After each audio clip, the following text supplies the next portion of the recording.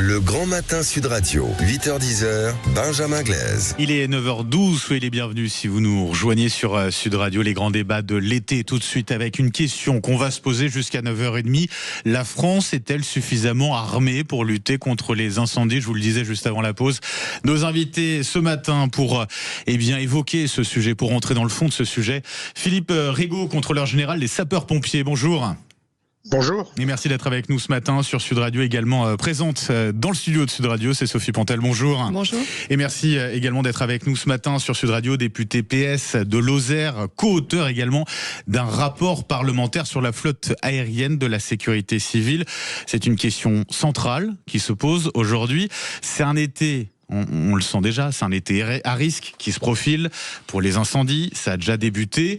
En ce qui concerne la flotte aérienne, Sophie Pantel, est-ce que la France a les moyens suffisants d'y faire face pour cet été ? On avait une flotte qui était dimensionnée pour répondre aux besoins des départements du pourtour méditerranéen. Et aujourd'hui, le changement climatique modifie la donne, puisque par exemple en 2022, c'était 90 départements qui ont été impactés par les feux de forêt. Donc il y a évidemment le vieillissement de la flotte, donc avec un enjeu de renouvellement. Mais il faut pouvoir adapter cette flotte aux enjeux actuels et donc notamment pour répondre au territoire qui s'est agrandi.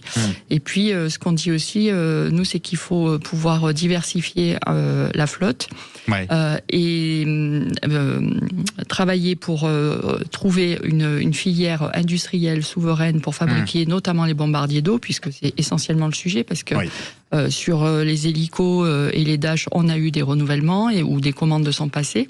Et puis bien 37 évidemment, hélicoptères en l'occurrence. Voilà, aujourd'hui on est à 37, mais que c'est 40 qui ont été commandés.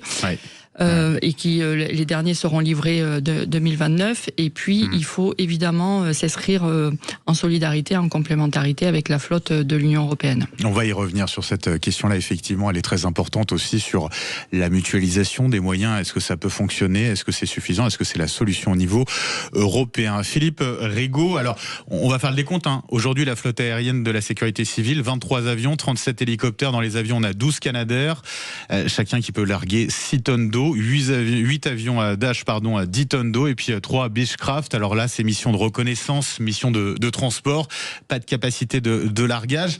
Philippe Rigaud, c'est suffisant ou pas pour cet été? Je dirais qu'il faut faire contre mauvaise fortune bon cœur. Forcément, d'abord, il y a 11 Canadair qui sont sur les 12 qui sont aujourd'hui véritablement dans le potentiel opérationnel.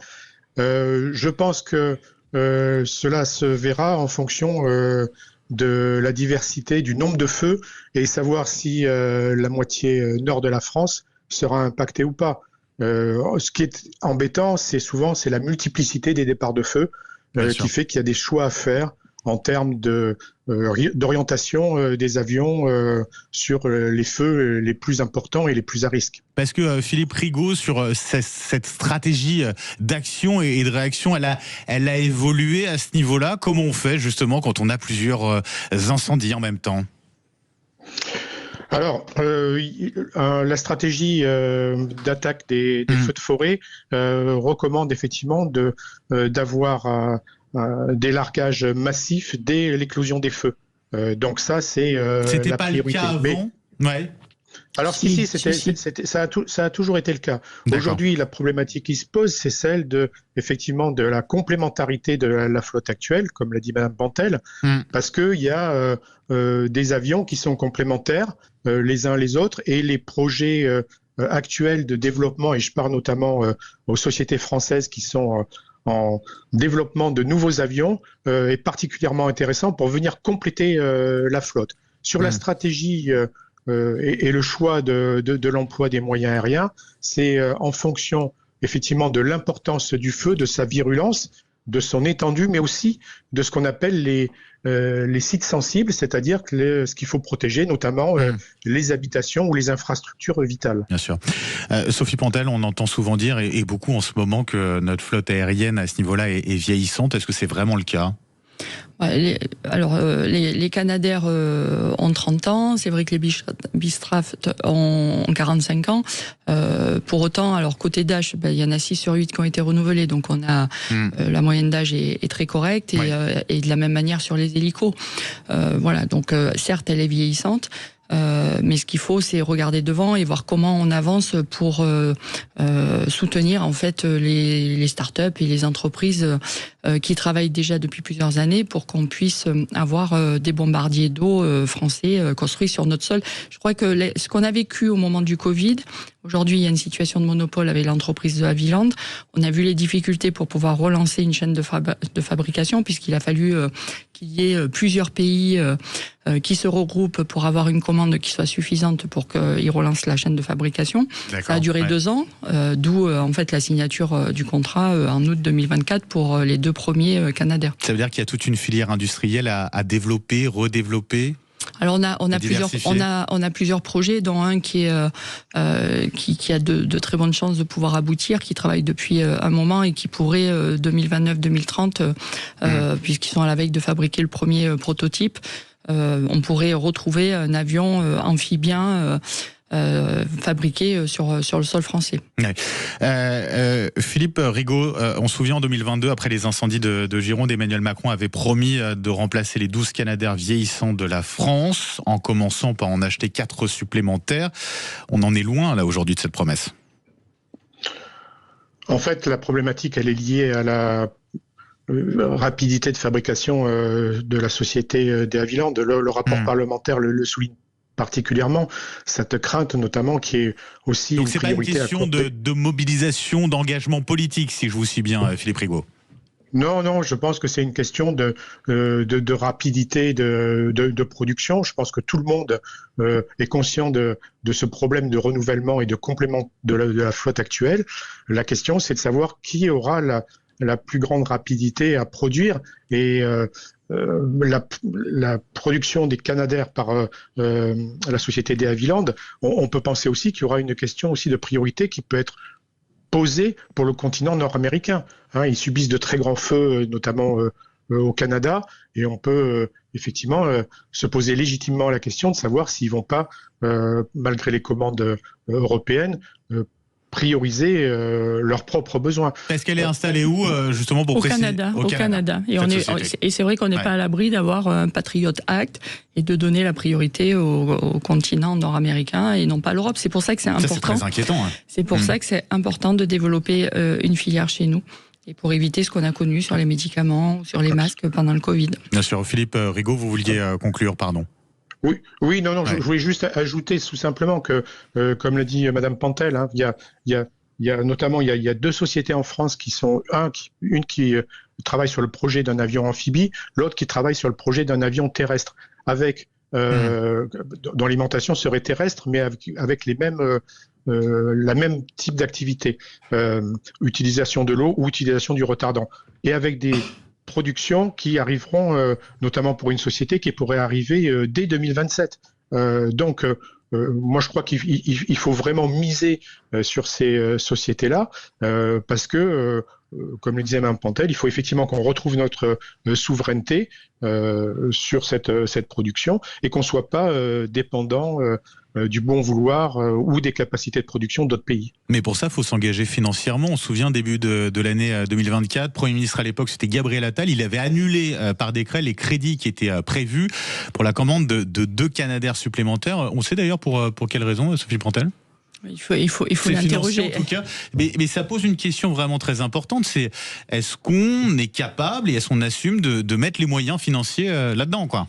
Moi, je pense qu'il faut aujourd'hui qu'il y ait une prise de conscience. Là, on en parle parce qu'il y a des incendies, mais il faut qu'il y ait une prise de conscience, qu'on décide collectivement que ce sont des investissements qui sont stratégiques pour le pays. Sur le temps long. Et dans ce cas-là, il faut qu'on ait un contrat opérationnel sur du long terme, et que quels que soient en fait les gouvernants, on n'ait plus ces mauvaises surprises avec des décrets d'annulation et des retards qui sont pris. Parce que ça coûte combien à peu près un Canadair ? Alors, on va dire, quand on compte le coût de l'appareil, les frais de douane, l'équipement, c'est à peu près 60 millions. Il faut savoir que les 2 qui vont arriver ont été payés par l'Union européenne dans le cadre du programme Rescue.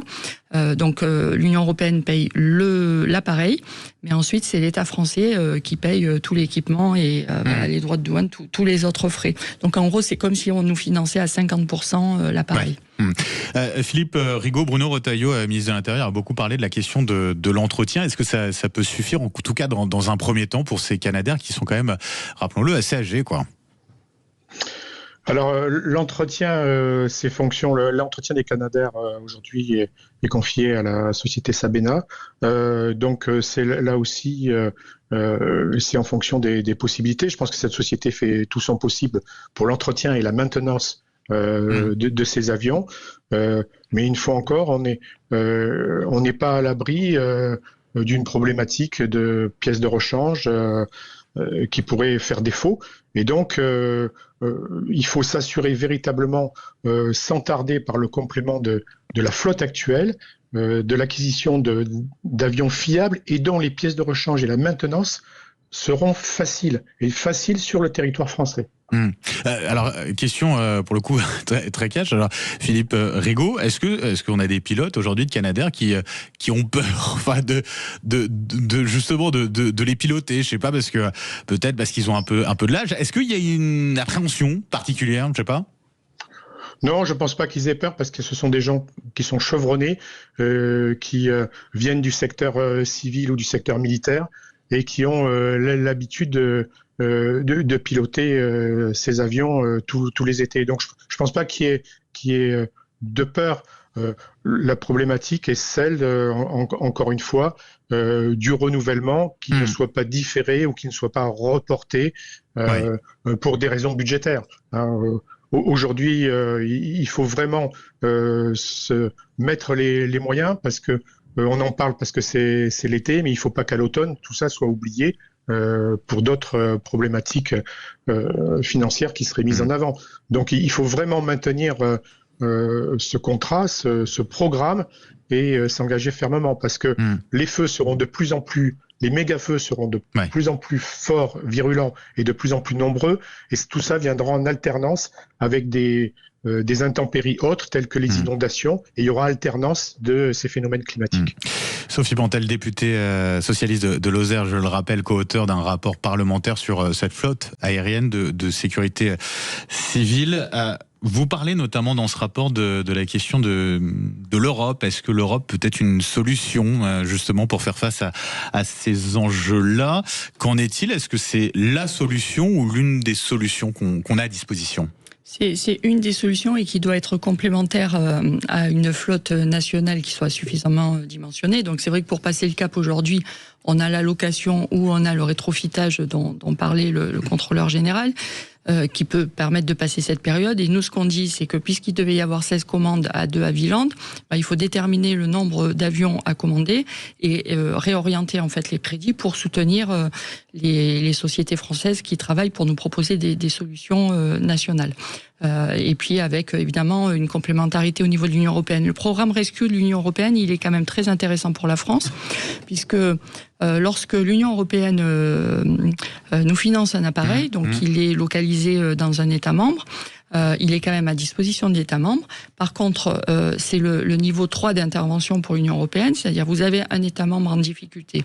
Premier niveau, il va dire aux autres États membres, s'il vous plaît, venez m'aider. Donc là, chacun y va avec ses moyens, sous la coordination de l'État qui est en difficulté. Deuxième niveau, c'est le niveau supérieur. Là, on a une coordination au niveau de la direction de la sécurité civile de la Commission européenne, et cette direction va dire, pour des questions d'interopérabilité sur le matériel, va dire je veux tel et tel type de matériel.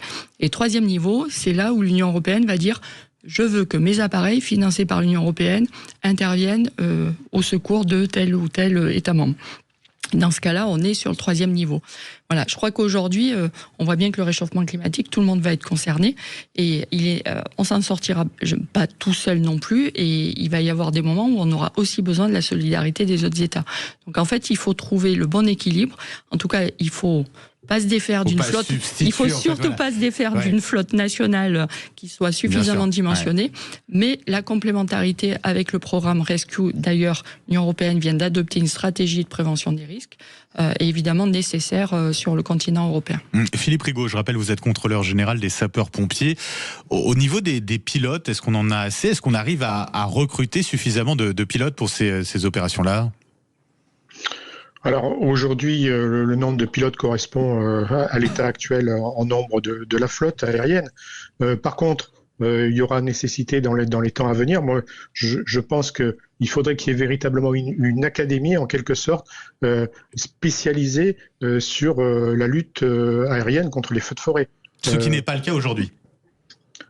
Aujourd'hui, je dirais que ils ont tous, c'est leur compétence professionnelle qui fait que ces personnes-là, ces pilotes ont été recrutés, et que avec aussi l'expérience qu'ils ont acquis précédemment, et puis celle qu'ils ont, qui développent tous les étés, et la maîtrise de l'appareil, font que ils peuvent répondre aujourd'hui à la demande. La question, c'est demain et dans les temps à venir, est-ce que c'est un secteur qui attirera toujours?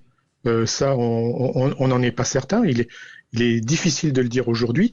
Et donc, avoir une académie de formation propre pour le pilotage de ces avions, ça me semble une idée qu'il faudrait investiguer et développer. Et s'y prendre dès maintenant, parce que la question pourrait se poser à terme, assez rapidement. Sophie Pantel, oui, allez-y, vous vouliez réagir. Non, je pense qu'il y a, moi j'ai pu auditionner les représentants des syndicats des pilotes. Il y a quand même un souci d'attractivité et de rémunération pour ces pilotes. Et d'une manière générale, c'est la question de la reconnaissance pour notamment aussi. Enfin, je pense qu'on peut pas dissocier totalement en fait les moyens aériens, évidemment, qui viennent en appui de ce qui se passe sur le terrain. Et là aussi, on a de fortes attentes issues des discussions du Beauvau pour avoir une loi de modernisation qui soit ambitieuse. Et il y a de fortes attentes, notamment pour une des composantes de notre modèle de sécurité civile, que sont les sapeurs-pompiers volontaires. Pour conclure, Sophie Pantel, juste une question sur les drones. Est-ce qu'ils peuvent être utilisés un jour, prochainement, pour des opérations de largage? Ça peut être une solution aussi. En tout cas, les drones sont déjà utilisés, puisqu'il y a de nombreuses services départementaux d'incendie et de secours qui sont équipés, et les sapeurs-pompiers sont formés et ils sont pilotes de drones. Donc, nous, ce qu'on dit d'une manière générale sur ces nouvelles technologies, c'est qu'il ne faut pas s'en priver. Mais on a aussi, par exemple, dans l'Hérault, ils ont été pionniers sur les sapeurs-pompiers forestiers, pour surveiller les forêts. Je pense que c'est un tout. Il y a plusieurs solutions possibles, et c'est justement la mobilisation à la fois de ces sapeurs-pompiers. Je tiens quand même à saluer tous ceux qui luttent depuis des jours sur le terrain, et les nouvelles technologies qui doivent venir en appui de ceux qui sont sur le terrain, donc en appui des sapeurs-pompiers. La vidéosurveillance aussi, intelligence artificielle notamment. Voilà. Sophie Pantel, je rappelle, députée PS de Lozère, co-auteur d'un rapport parlementaire sur la flotte aérienne de la sécurité civile. Philippe Rigaud, contrôleur général des sapeurs-pompiers. Un grand merci à vous deux d'avoir été avec nous ce matin sur Sud Radio, et donc retrouver notre souveraineté. C'est le grand mot aussi. Ça marche aussi dans ce cas-là. Merci à vous deux. Sud Radio 9h30. Dans un instant, Laurie Leclerc, on part en cuisine. Qu'est-ce qu'on va manger? Alors on part dans le Gard déguster la courgette. Et voilà, à tout de suite.